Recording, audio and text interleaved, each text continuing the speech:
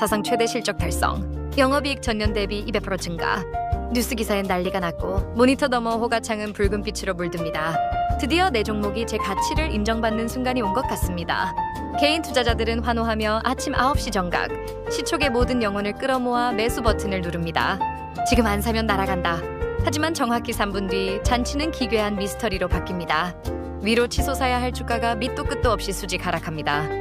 10% 순식간에 15. 멍하니 모니터만 바라보는 개인들 머리 위로 증권사와 언론들은 약속이라도 한 듯 딱 한 줄의 기사를 던집니다. 호재 선반영에 따른 재료 소멸. 도대체 이게 무슨 소리일까요? 돈을 잘 벌었다는 호재가 주가를 15% 패버릴 악재로 작용한다는 게 과연 논리적으로 어떻게 설명될 수 있을까요? 우리는 흔히 분통을 터뜨립니다. 한국 주식시장은 거대 자본이 개미 피를 말려 먹는 도박장이다. 그런데 여기서 첫 번째 진짜 미스터리가 시작됩니다. 비슷한 시기 세계에서 가장 거대하다는 미국 증시와 대한민국 코스피 시장의 전광판에는 참혹한 모순 하나가 동시에 찍혔습니다. 미국에선 AI 열풍을 이끄는 엔비디아가 매출 122% 증가라는 파괴적인 실적을 발표했고, 국내 시장에서도 다수의 주요 대형 상장사들이 역대급 영업이익 복귀라는 대형 호재를 시장에 던졌습니다. 그런데 발표 직후의 반응은 이상할 정도로 닮아 있었습니다. 두 시장 모두 실적 발표 당일 주가가 수직 하락하며 급락세를 보인 겁니다. 언뜻 보면 원래 실적 발표 날은 세계 어디나 빠지는 게 자연스러운 현상이구나 하고 넘어갈 수 있습니다. 하지만 이 두 시장의 시각표를 불과 몇 주 뒤로 돌려보면 두 눈을 의심케 하는 충격적인 반전이 나타납니다. 미국 엔비디아는 폭락한 지 불과 몇 주 만에 그 하락분을 비웃듯 전부 회복하고 다시 세계 시총 상위권의 신고가를 뚫고 올라갔습니다. 반면 우리 국내 증시의 상당수 종목들은 실적 발표 날 처박힌 뒤 몇 달이 지나고 몇 년이 지나도 영영 돌아오지 않은 차에 지하실로 꺼져버렸습니다. 둘 중 하나는 우리가 무심코 지나친 거대한 착각입니다. 똑같은 실적 대박, 똑같은 발표 당일 폭락.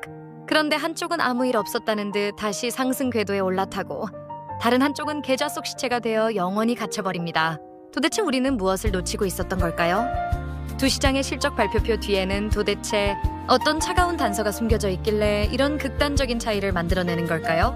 이 잔혹한 수수께끼의 첫 번째 범인을 찾기 위해 엔비디아의 실적 발표 계획서를 열어봤습니다. 거기엔 뉴스 헤드라인만 본 사람들은 절대로 찾을 수 없는 이상한 빈칸 하나가 덩그러니 놓여 있었습니다. 대다수 개인 투자자들은 이미 지나간 과거의 숫자인 매출과 영업이익만 봅니다. 하지만 시장의 거대 자본이 주시한 건 그 숫자가 아니었습니다. 바로 가이던스, 즉 다음 분기 예상 성장의 눈높이라는 숨겨진 빈칸이었습니다. 시장의 거대 자본은 이미 수개월 전부터 사상 최대 실적이라는 호재를 계산해 놓고 주가를 끌어올려 두었을 가능성이 큽니다. 그들이 원했던 건 지난달에 얼마나 벌었냐가 아니라 다음 달에도 이 미친 성장 속도를 유지할 수 있느냐였습니다. 전 분기보다 잘 벌었지만 다가올 분기 성장의 눈높이에 미세하게 미치지 못할 것이라는 작은 의구심 하나, 패시브 펀드의 리밸런싱, 퀀트 알고리즘의 기계적 매도, 그리고 차익 실현 자본들은 그 작은 틈새를 포착하자마자 현금을 챙겨 이동하기 시작합니다. 결국 뉴스에 나온 사상 최대 실적은 주가를 새롭게 올려주는 동력이 아니라 이미 주가를 올려둔 자본들이 유유히 차익을 실현하며 빠져나가기 위해 미리 준비되어 있던 출구 역할을 했던 셈입니다. 전문 용어로 이것을 선반영, 즉 프라이스드 인이라고 부릅니다. 그렇다면 엔비디아의 첫 번째 퍼즐은 풀렸습니다. 그런데 여기서 진짜 더 이상한 문제가 발생합니다.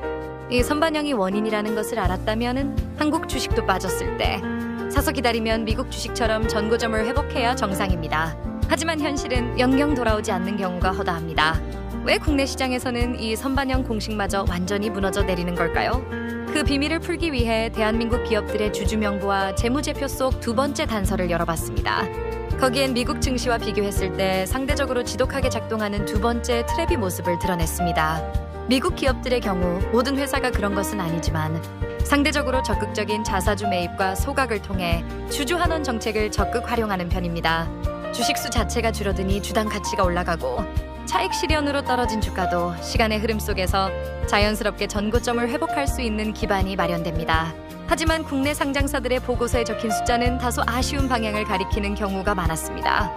최근 제도적 개선 움직임이 활발해지고는 있지만 여전히 많은 기업들이 돈을 아무리 잘 벌어도 배당이나 자사주, 소각으로 주주에게 돌려주는 비율이 상대적으로 미흡했던 것이 사실입니다.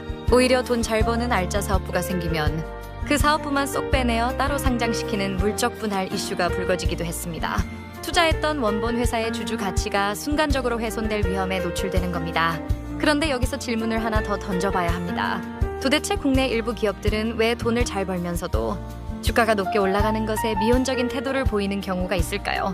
기업 지배구조 연구자와 시장 전문가들이 지적하는 여러 원인 중 하나로 대주주의 승계 및 상속세 구조라는 숨겨진 계산기가 언급되곤 합니다. 지분을 물려줘야 하는 일부 기업 가문 입장에서 주가가 지나치게 높게 형성되면 어마어마한 상속세 부담을 안게 된다는 점, 주주의 이익과 대주주 개인의 유인 구조가 완전히 일치하지 않는 이 묘한 사각지대 위에서 사상 최대 실적은 주가를 꾸준히 우상향시키는 보증서가 되지 못하고 단기 차익 실현의 신호탄으로 소비되는 사례가 자주 발생했던 것입니다. 기업이 번 돈이 주주의 가치로 온전히 환원되지 않는다면 떨어진 주가가 회복될 동력 역시 약해질 수밖에 없습니다. 이러한 패턴이 반복되자 시장 참여자들의 심리조차 변하기 시작했습니다. 한국 시장에선 좋은 호재 뉴스가 나올 때 미련 없이 현금화하고 도망치는 게 상책이다. 결국 호재 뉴스가 터지는 날 매수세가 붙는 게 아니라 오히려 매도 물량이 사방에서 터져나오는 악순환의 고리가 완성된 겁니다. 그런데 진짜 무서운 질문은 지금부터입니다. 이 구조를 잘 알고 있는 거대 자본과 시스템 매매는 어떻게 매번 개인 투자자들이 시초의 매수 버튼을 누를 수밖에 없도록 매혹적인 환경을 만드는 걸까요? 실적 발표 당일 아침 9시 정각의 수급 체결창을 열어보았습니다. 거기엔 매일 아침 일제히 쏟아지는 목표주가 상향 리포트와 자극적인 언론, 헤드라인이라는 미끼가 배치되어 있었습니다.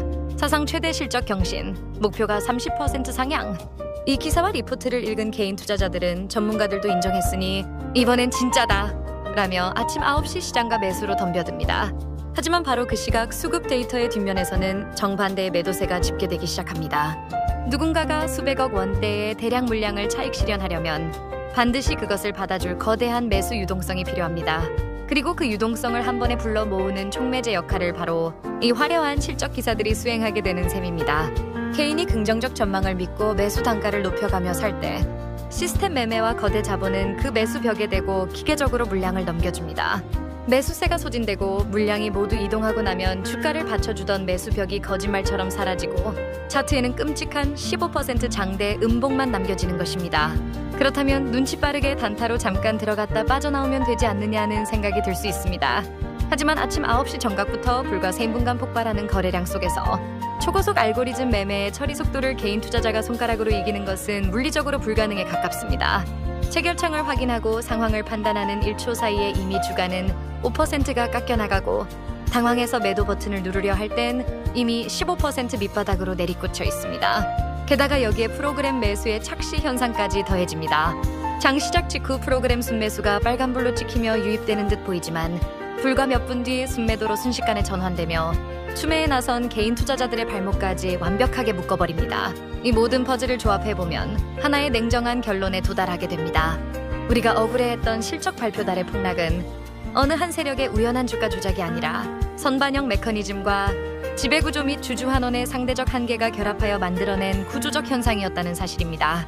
뉴스 기사에 속고 갭상승 음봉에 처맞은 개인 투자자들은 결국 자책에 빠집니다. 내가 차트 공부를 안 해서 그래. 내가 욕심을 부려서 고점에 물린 거야. 아니요. 절대로 스스로를 자책하지 마십시오.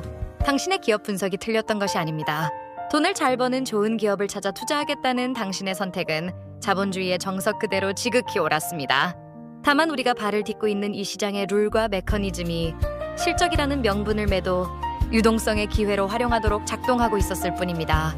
그렇다면 우리는 이 냉혹한 현장에서 그저 순순히 당하고만 있어야 할까요? 아니면 이판사판으로 더 위험한 잡주 테마주판에 들어가서 목숨을 건 홀짝 도박을 해야 할까요? 둘 다 틀렸습니다. 판의 구조와 퍼즐의 전말을 알았다면 이제는 거대 자본이 짜놓은 판 위에서 그들의 방식대로 놀아나지 않는 진짜 생존 전략을 세워야 합니다. 화려한 미끼 뒤 우리가 진짜 가리켜야 할 마지막 단서들을 공개합니다. 첫 번째, 언론에 도배된 실적 발표 당일의 화려한 수식어를 머릿속에서 완전히 지워버리십시오. 호재 뉴스는 당신에게 현금을 쥐어주기 위한 정보가 아니라 이미 주가를 올려둔 자본이 현금을 챙겨 빠져나가기 위해 쏘아올린 조명탄일 확률이 높습니다. 장 시작 직후 흥분해서 누르는 시초가 매수 버튼은 타인의 엑시트 유동성을 대어주는 위험한 행위일 뿐입니다. 두 번째, 과거의 실적 숫자 대신 가이던스라는 미래의 수수께끼를 체벌하십시오. 단순히 전년 대비 실적이 몇 퍼센트 올랐다는 과거의 숫자에 혹하지 마십시오. 증권가가 기대했던 숨은 눈높이보다 높았는지, 그리고 기업이 제시하는 다음 분기의 눈높이가 살아있는지를 뜯어봐야 합니다. 과거의 실적은 이미 주게 반영되어 있습니다. 오직 다가올 미래의 숫자가 남아있는 기업만이 매도 폭탄을 견뎌냅니다. 세 번째, 재료 소멸의 장대 음봉 뒤에 숨은 진짜 바닥을 기다리십시오. 실적 발표 날 차익 실현 물량으로 주가가 15% 처박히고 모든 투자자가 공포에 질려 피눈물을 흘릴 때가 올 겁니다. 바로 그때가 냉정하게 기업의 본질적 가치를 열어봐야 할 순간입니다. 기업의 본체는 아무런 문제가 없는데 단지 선반영 물량의 출회로 인해 주가가 말도 안 되는 바닥까지 내려왔다면 과도한 투매가 완전히 끝난 뒤 비로소 진짜 가치를 매수할 기회가 열립니다. 네 번째, 기업의 실제 주주환원 이행 여부라는 진짜 성적표를 확인하십시오. 아무리 사상 최대 실적을 올렸다고 자랑해도 자사주를 사서 소각하지 않거나 주주를 무시하는 기업은 걸러내야 합니다.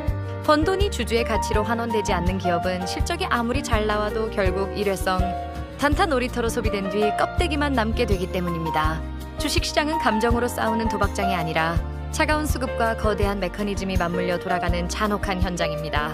사상 최대 실적 뒤에 숨겨진 선반영의 트랩, 그리고 구조적 한계를 똑똑히 직시하십시오.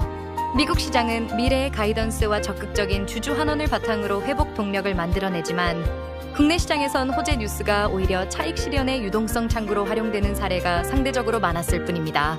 이 퍼즐의 전말을 완벽히 이해하는 순간 남들이 환호하며 아침 시촉에 들어갈 때 한 걸음 물러설 수 있고 남들이 재료 소멸이라며 피눈물을 흘릴 때 진짜 가치를 체벌하는 냉정함을 가질 수 있습니다.